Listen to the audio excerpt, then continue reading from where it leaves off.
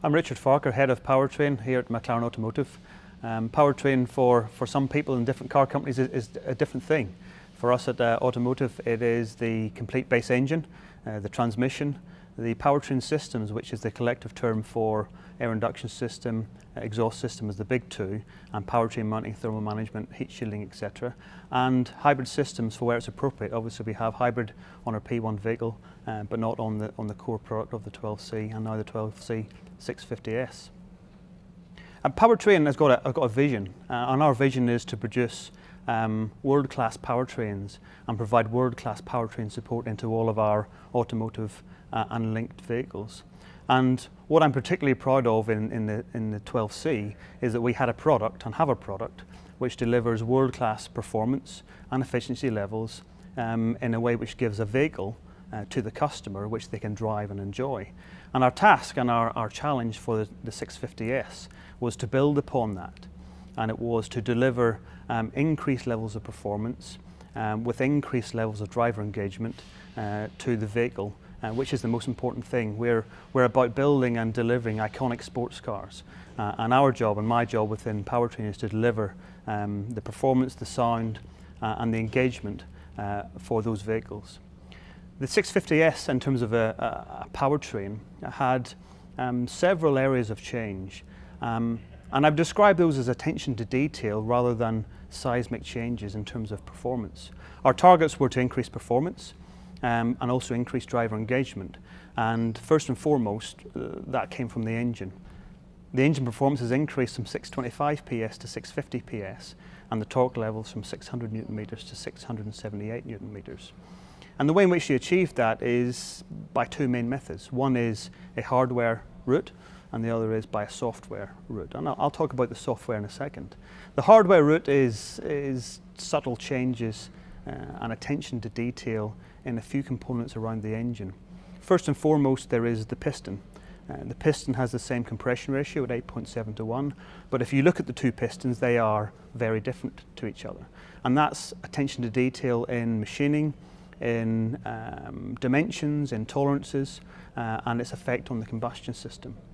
On top of that, we've also made some changes to the cylinder head to allow it to cope with the increased performance levels and to pull some of the content from the P1 powertrain.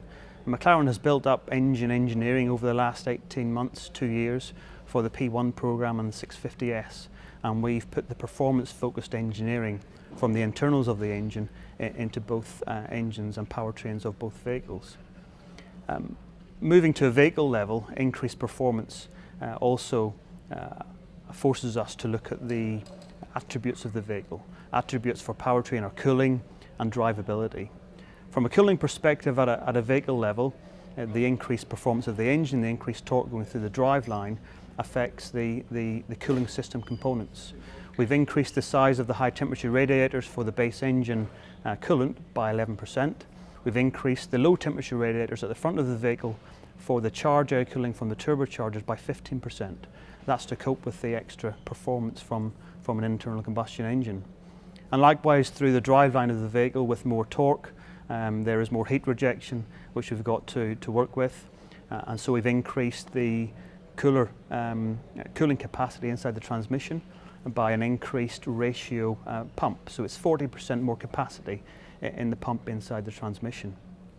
Increased torque also affects the driveline. So we've increased the durability with subtle changes to detail on the shafts inside the gear train, inside the transmission. So in the 650s, inside the powertrain, you'll see that we've touched lots of detail, attention to detail, to allow us to increase the performance level, while it's not having any effect on the durability, on the serviceability, but increase the performance for the customer.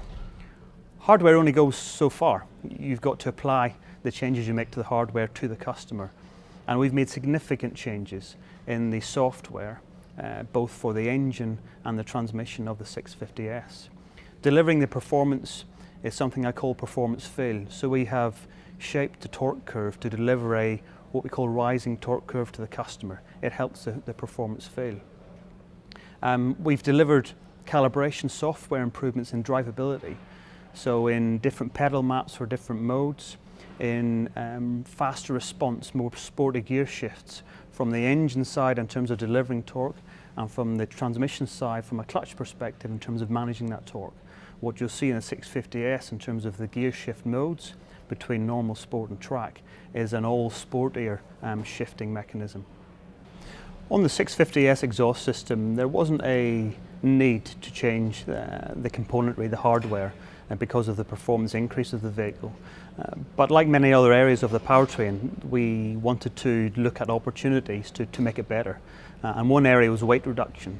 And whilst fundamentally the functional performance hasn't changed, we have modified hanger brackets and small elements of the exhaust system to achieve a weight reduction of just over 1 kilogram on that component. And that's a contribution towards many other features of the vehicle in terms of balancing the weight of it and ensuring that it goes in the right direction in terms of saving weight for the vehicle. Ultimately, from a performance perspective, powertrains deliver horsepower, deliver torque, but it's all about giving the customer something to use, something to experience in the vehicle. And the increase in torque and power from our engine has contributed to reducing acceleration times on the vehicle. Obviously, in terms of torque limitation, the 0 to 100 figures are reduced, but not by significant margin. What you can feel in the 650S is the increase in mid-range torque does significantly affect the 0 to 200, 0 to 300 times before you get into aerodynamic limitations. But the mid-range torque, which is what you drive the most on a track, on a good road, is really phenomenal. This is the power unit of the 650S, the 3.8 litre V8 engine coupled to the 7-speed seamless shift gearbox.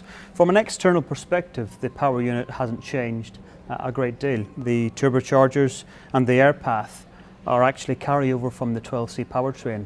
What has increased the performance levels is mainly around the internals of the engine and the transmission. From an engine perspective, the cylinder head and pistons are the biggest areas of change.